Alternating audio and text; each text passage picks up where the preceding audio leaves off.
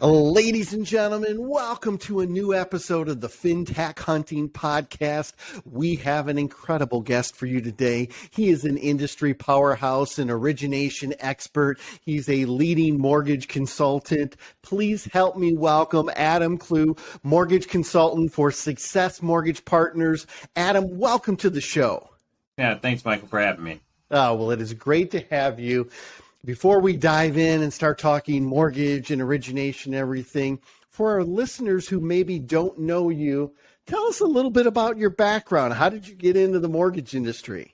Oh, man. Well, I started out as a firefighter, and I really wanted to invest in real estate. So that's kind of what got me into understanding mortgages and even financing properties, was trying to do it myself.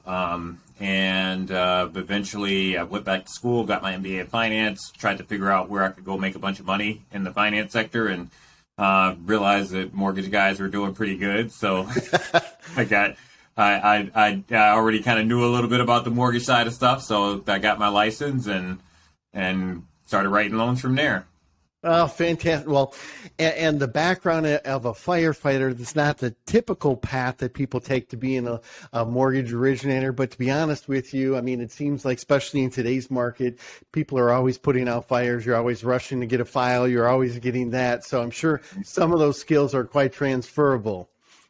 Yeah, and the firefighter's schedule allows you to transition pretty well into another gig because you work 24 hours on and 48 hours off. So I had quite a bit of time to work on the business, I love it. And the fact that you went back, you went to school, you focused on finance. What can I do? Where do I need to be? So let's talk about today's current market, right? 2 years ago, the loans are flying off the shelves. Rates now have fluctuated. They've been creeping up. The refi market's kind of, dried up for the most part. Purchases are a little bit more difficult. What are some of the things you're seeing in today's market? Well, there's still a lot of people buying homes. I don't want to nerd out too much on this because we could get into economics discussion for the whole podcast, but the demographics determine destiny, and we're looking at probably one of the largest populations of 25 to 35-year-olds who need to buy their first homes, and there's just not enough of them. And what you're looking at right now is we're in record low inventory numbers, but it doesn't feel like it because the Fed is slamming on the brakes to try to control prices by raising rates. So I feel like, for some, it can feel very slow, but there are still a lot of transactions, a lot of people, looking to buy. There's a lot of people who still need to get into the market. And as rents rise, it's going to continue to be something where people are going to be pushed into the trying to purchase a home because the alternative, which is rental prices, is going to make buying a home still seem very attractive. So. Well, and I'm glad you brought that up because I think perspective is so important. If you compare it to the previous 2 years, yep, it's a little bit of a rough year. It's not as great as it used to be. But if you look historically over the last 40, 50 years, this is still going to be one of the top 10 origination years in the history of like you said, people are still buying homes.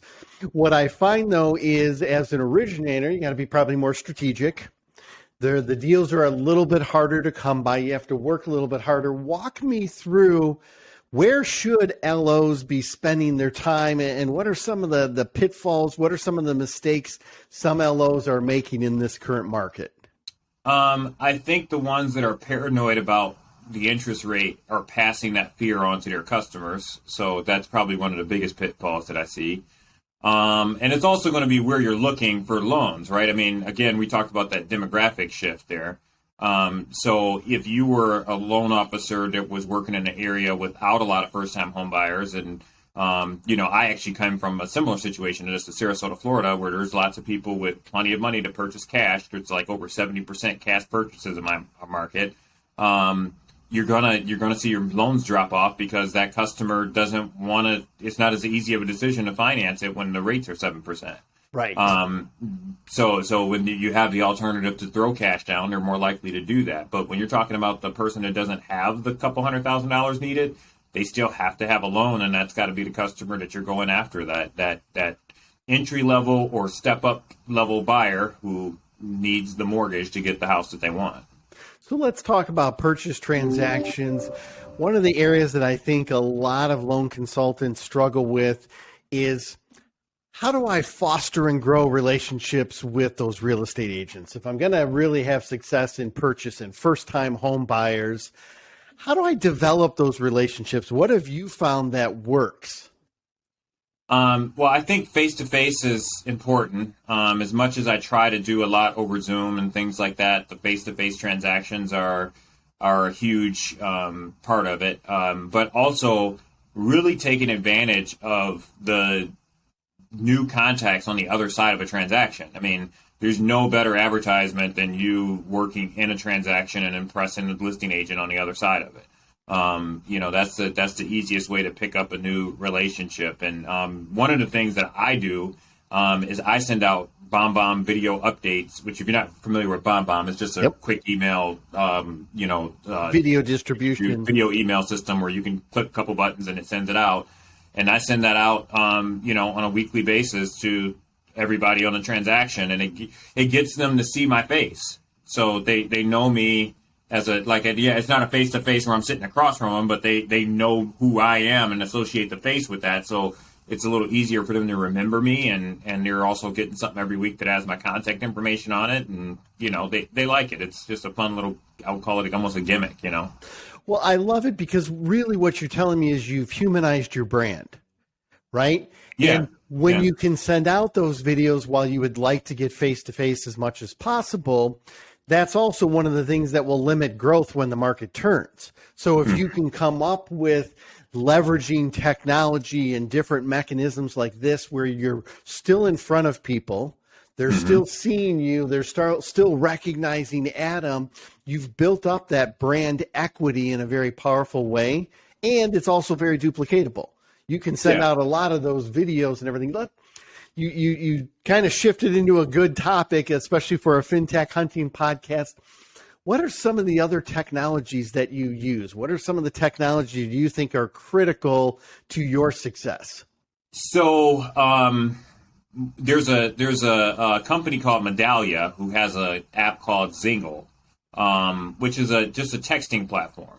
Okay. But the texting platform is from my number. So one of the things that, as my team started to grow, one of the big complaints I was getting was, well, who am I calling? Which phone number? Am I calling Lauren, or am I calling Adam, or am I calling Don? Who are we supposed to be calling? So what we did was we went down to a receptionist and one phone number for everything. And the Zingle system allows us to have all of our text messages go into that system so that the entire team can see it. So that is probably one of the best communication technologies. It's simple, but it's one of the best changes that we made in the last year. But the thing that really is the icing on the cake about that Zingle system is that it allows me to create scheduled text campaigns that come from my phone number. So you've mentioned that 2 or 3 times now. I really want to mention this to our audience because I know exactly what you're referring to. A lot of the CRM platforms out there, and I'll use air quotes, say that you can text. Well, you know it and I know it, and that's why you keep referencing this from your number. They text from a randomized phone number from the platform. Well, right. How do you build up brand equity with that borrower that you're working with or that real estate agent? And every time you send out a text from the platform, it's a different number. They don't know who the hell it is. They don't answer it. They don't respond. It doesn't work. Right. Yeah, absolutely. And the reason that the automation is so important from your phone number is because I'm terrible when it comes to we're coached to be consistent with our follow-up on a regular basis, and with the different things. And I can be very terrible when it comes to that. But when you have a system that's texting from your phone number, I can be very consistent because I put in the date that I met with them, and it's automatically sending out updated text. Very simple stuff like, hey, John, just wanted to say have an awesome weekend. And that goes out on a Friday at 3:00. And then on Mondays, a week later, hey, just wanted to check to see if you worked with anybody this weekend that had any mortgage questions. And because it comes from my phone number, it's personalized. Yep. Well, I love that you brought that up because I think that's a great example, because sometimes when people want to talk tech, they overcomplicate the hell out of it. They want to talk about the latest, greatest thing and all these other things and AI this and that. Text is a very powerful tool. I always use this example when you're working with real estate agents. Are they going to pick up the phone all the time, especially if they know it's from a loan officer? Probably not. Mm-hmm. Are they really checking their email that frequently? No, they're sitting at open houses, they're sitting at showings, but I guarantee they have their cell phone with them. And if you're texting, even if you're just saying, hey, have a great weekend, enjoy this great weather. You know, I'm from Michigan, and I know that's where you guys are headquartered. You know, we had 85-degree weather this weekend, and then it snowed today. So, you know, I mean, you can personalize it, but the fact that you have automation, the fact that it allows for consistency and that's from your own number, very powerful. That's a wonderful example, and thank you. Any other technologies that you use like that you say, hey, this is what's really helped my business grow? Well, man, I really got to keep it simple because I don't really know how to do all the complicated stuff, right? But, you know, I mentioned before that I send out weekly videos on the transaction. And through Total Expert, which is a common CRM that a lot of originators are using, I was able to insert those videos to go out with milestones on the transaction. So there's a trigger event, and when this event happens, boom, it says, exactly, hey, you were clear to close, or congratulations, whatever it may be. That's exactly it. Now, I'll tell you, I'll give it out for free, kind of how I have it set up. The way I used to do it, I would mention the borrower's names and the address in the video to make it extremely personalized. And I thought that was like this huge important thing with it. And then I changed it to a general one, and no one knew the difference, and they still reply to it the same way. So it made it where I was doing all of this work to do the same thing every single week with this. And now it just says, hey, just wanted to say congratulations for going under contract. I look forward to working with you guys. It's always exciting to be purchasing a new, property. And, we're going to be ordering the appraisal here shortly. And once we get it, I'll let you know. And I have another automated email that comes out when the appraisal gets ordered. So they get another video email and they think, oh man, your communication is awesome.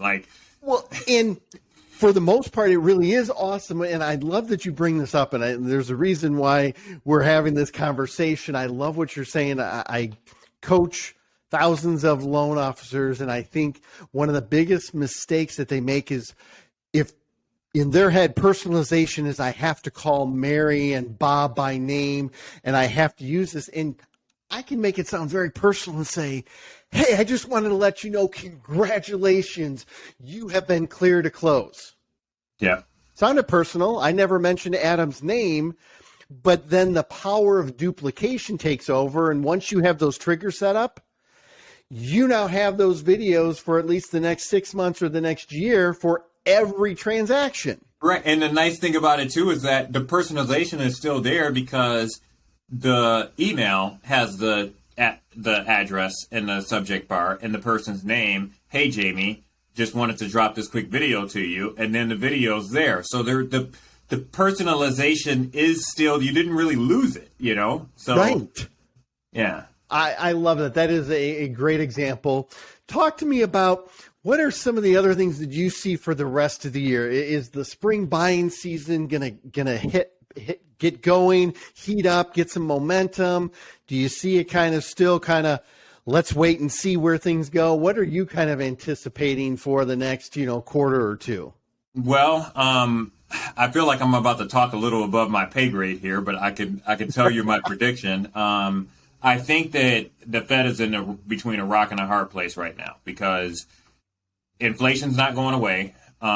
They've kind of got it to settle down a little bit with the raised interest rates, but the housing market is going to have the opposite effect that every other pricing market has, meaning that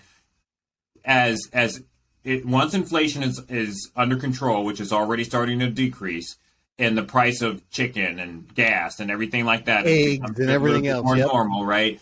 And rates come down because that's what they have to do that because of what's happening in the bond market right now and the inverse yield curves. It's causing these banks to fail. They can't keep rates where they're at right now. it's going to have a isolated impact on the housing market for single family homes, because when rates decrease, affordability increases, and now you have all of these young buyers who've been sitting on the sidelines that are all going, hey, a $300,000 house is way more affordable for me now, and they're going to all be getting in at the same time. It's going to be a feeding frenzy, and you're going to end up driving the price back up to it being unaffordable again. So I think, and inventory issues piggyback that as well. Well, right. I mean, because of the inventory issues, right? Yep. If there was enough supply, that wouldn't be a problem. But because of the inventory issues, the housing affordability problem is not an interest rate problem. It's a supply problem. No matter how, and we saw it happen in 2020 and 2021, how rapidly prices rose because there was a limited inventory. Laws of basic economics. Yep. Low supply, high demand means higher prices. So even little things that they think they're doing to help right now, like making the loan level price adjustments better for first time home buyers and reducing the mortgage insurance for FHA borrowers, that's not really helping affordability because they're all competing for the same home. So they're just going to drive up the price of it to the payment of where you get to a point where that you reach that equilibrium of, hey, this is the price of our limited supply. I mean, we don't shop based on price. We shop based on payment. And as the interest rates lower, it makes the payment more affordable and that drives the prices up. And then you're still going to end up with a $2,500 payment that a lot of people can't afford. So, Adam, let's talk about, we're winding down. You and I could talk for hours. I know. I'm sorry. I can get into it. You've got a lot of great information. Tell us a little bit about Success Mortgage Partners. For those people that maybe don't know Success Mortgage Partners, what's kind of unique about you guys? What's different? What's special? What do you want people to know? Oh man, I would say the name really kind of summarizes it. So the success side of things, their whole mantra is trying to help you be successful, and I truly believe that the sky is the limit there. They don't want to limit how far and how high you go. Obviously, mortgages is what we do, and then partners. The mantra is success is what we're about. Mortgages is what we do, and partners is how we treat people. And that's the experience that I have there. Is that like everybody that's there is like there to partner with you and grow your business. I just partnered with another loan officer to share resources with, and it was easy. I mean, the corporate bent over backwards to try to make it so that everything came together well. It's an awesome place to be to grow at. So fantastic. And if people want to get a hold of you, if they want to find out more information, they want to just talk shop about the email systems and some of the other tools, or maybe they want to get a loan from you, what's the best way they can get a hold of you? My phone number, 941-269-8365. We have a real good system for making sure that you get through to me. And our website, avnamortgagenerd.com, has a scheduling link on there. So if you wanted to go on there and schedule a call with me, be happy to. Adam, thank you so much for joining this episode of the Fintech Hunting Podcast. Thanks, man. I appreciate you having me.